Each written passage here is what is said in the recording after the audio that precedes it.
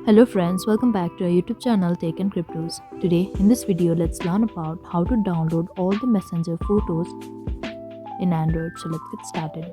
At first we need to know that we can do it through Facebook app, not through Messenger app. So let's get into it.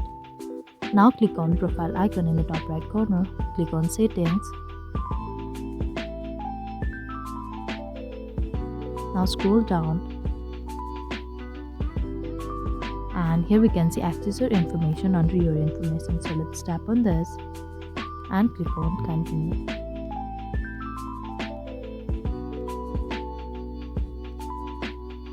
Now scroll down, we can see downloaded information option over here. Now click on request to download.